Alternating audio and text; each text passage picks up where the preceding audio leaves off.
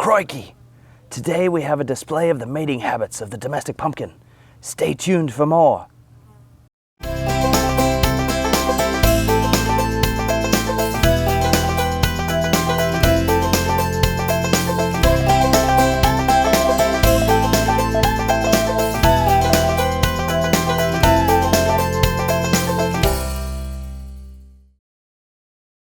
Good morning, everyone. I wanted to spend a couple of minutes this morning showing you our pumpkin patch and how we actually hand pollinate our pumpkins. One of the things that people struggle with is understanding how to pollinate pumpkins and squashes. You can rely on bumblebees and bees to pollinate your pumpkins, but a lot of heirloom seed collectors and just interested pumpkin breeders like breeding pumpkins. They're very easy to breed, and it's something that you can do if you want to cross your own pumpkins or just to make sure that you have a good fruit set and that your pumpkins are all pollinated and start growing well. Now, what we're doing here in the garden today is I'm engaging in sort of a pumpkin breeding program this year. I'm going to be crossing some giant pumpkins with some squashes to see what I get out of it. And I want to make sure that I get a good pollination set on these pumpkins while also making sure that I get some good seeds to try out next year. So I'm not going to tell you my secret cross, but let's just say I'm hoping to end up with giant blue pumpkins next year. So that's one of the project goals of this particular pumpkin. So we're going to be showing you how we do that. We have some great female flowers that have opened up here in the garden this morning and a bunch of male flowers floating around on other plants that we can use. And I'm going to talk about how to do that. So come along and I'll show you how we do that. One of the first things I want to show you is the difference between flower sets on pumpkins.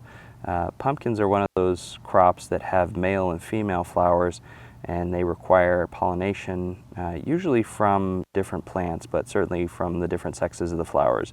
You have a male pollinating flower and a female flower where the fruit sets, and I'll show you the difference between those.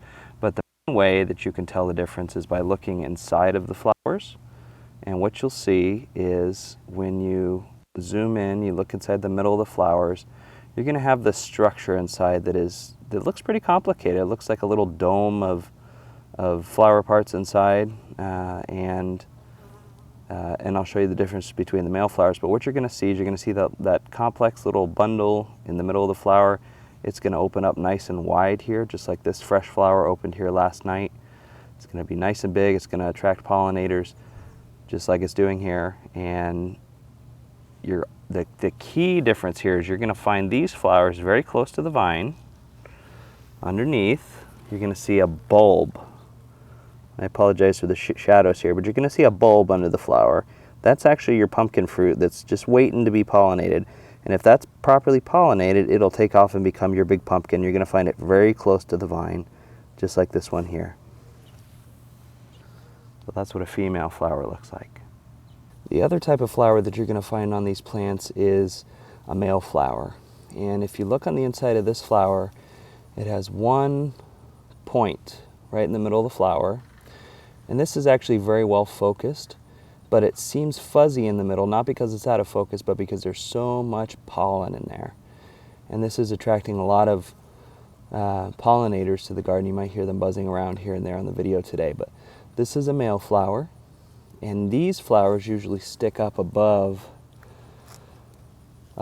here inside the plant on a stalk, just a plain old stalk sticking up just like that. You see all the bees buzzing in and out. They just love this. So that's just sticking up on a stalk right in the middle. Here's an example of another male flower. I'll show you a couple here. This one is just sort of sticking up above the plant. You can see it's sticking up where the leaves are. This isn't a really big plant. This is in a different part of our yard, but this just gives you an example of how the male flowers can pop up above the plant. And again, you're just going to have that one single little point right in the middle that's generating all the pollen. The first thing we're going to do to help these pumpkins pollinate is to grab a male flower. Now, if we don't want to let the bees do the work for us and we want to guarantee exactly what type of pollen gets over into our female flowers, we're actually going to snag a male flower or two, and we're going to take it over to the female flowers, and we're actually going to introduce them directly. So we're going to play bumblebee or honeybee today, and we're going to take this entire male flower right off of this plant. We're going to take it over to the female, and I'll show you what we're going to do over there to make sure that these get pollinated. So first thing I'm going to do is I'm just going to reach in here, just grab it down here so I don't hurt the rest of the plant. I'm just going to pop that flower right off. Okay, now comes the magic, if you will. This is where people can actually get in here and help set these fruit. We're going to go ahead and take that male flower that I pulled off the plant, and I'm going to show you how we hook a pumpkin up, as it were. I'm going to show you here. So we have this very nice female flower, brand new this morning, wide open, and we're going to go ahead and take this male flower. And this is plant breeding, so I don't have to hide what I'm doing here, but you get the idea. So we're going to take the male flower. I'm going to go ahead. I hate to ruin these nice flowers, but you're going to go ahead and you're going to peel back. Oh, we have a bumblebee visitor here. We're going to go ahead and peel back without losing too much of the pollen on the inside here. I'm going to go ahead and peel off that petals. We're going to open this thing up. A lot of great pollen in here, and I'm going to go ahead and we're just going to paint the inside part of this female flower with all the pollen from the male flower. I'm just going to take it like that, and I like tapping it a little because that helps knock off some of the pollen, and it's important that you spend some time here getting this brushed around on the inside, because all of that pollen needs to get down in there, and it's got to pollinate and set this plant and tell it, hey, you know, you've gotten all the pollen you need.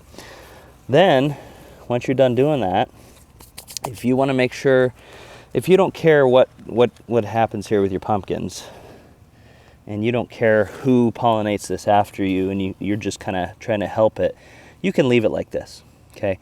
But what I'm doing is I'm sort of breeding pumpkins here, and I want to know for sure that the only pollen that this pumpkin gets is the pollen that I gave it. So I make sure I do it really well. Then I'm actually going to close this flower up. I'm going to simulate what happens. I'm going to simulate what happens when this is naturally fully pollinated. The flower will close. So I took a rubber band and I just closed it up. So now, you know, I'll tap it just a little, not too much. I'll just tap it to get a little more of that pollen fluffing around in there. And then we're going to call that good. Now, what I've done here is I've taken a plant tag and I've written the female, the male, and the date. And I'm just going to go ahead and put this on the vine right next to the, hopefully, the new pumpkin. I'm just going to set it right there, and I'll know when I pollinated that. And we're going to call that a pumpkin. While we're outside today, I'm going to go ahead and give you a little tour of our garden. We've been planting here in 9B since about February 15th, so that's pretty early. But we've already gotten some great growth here. This whole front row here is going to be our mixture of tomatoes and marigolds. We've got a bunch of different varieties here this year. This year we have Bonnie's Best and another variety. I believe this one is going to be either pineapple or Brad's Atomic Grape.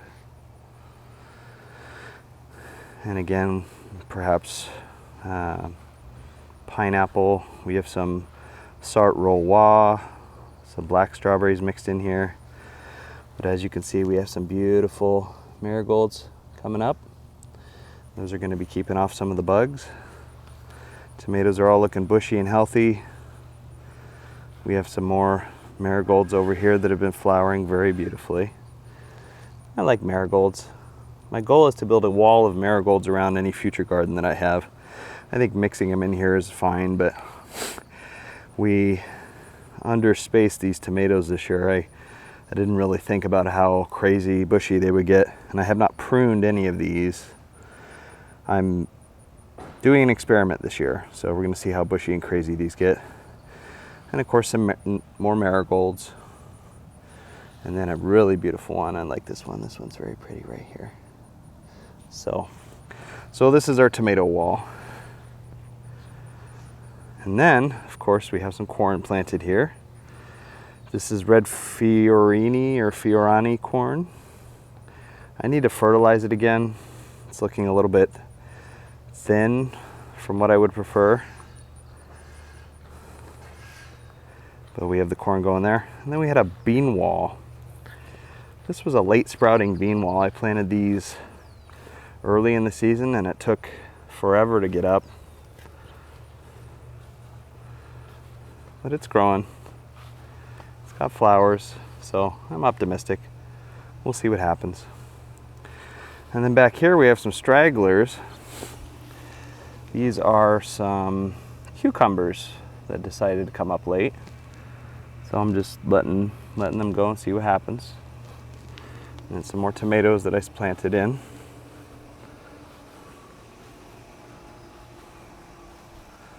And then more tomatoes. Just have a bunch of different things here. And then whatever that is, that's a weed. And then inside the garden, see these brown holes that I've cut in our tarp. These are for some peppers that are going to hopefully get planted today. And then these are some peppers that we already planted. I think we have some Ajvarski and Poblanos and a few others. Yeah, the garden needs some attention today. We're going to be fertilizing and doing some other stuff. And of course, here's our beautiful pumpkins. These are Dill's Atlantic Giant pumpkins. And I put 6 plants in here and I made all this space for them. So I anticipate them to fill this half of the garden pretty well.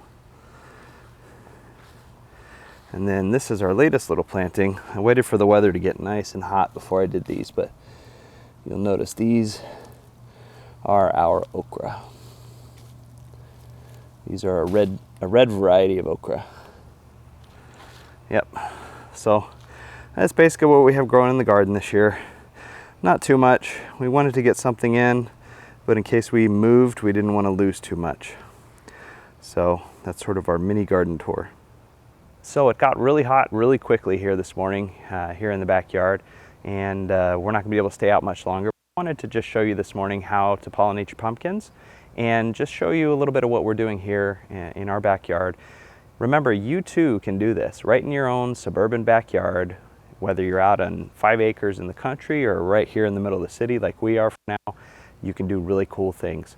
So if you like this video, make sure you click subscribe and hit the bell so that you're notified when we release new videos. Hopefully this will inspire you like we are to homestead where you are. Thanks for watching. Have a great day.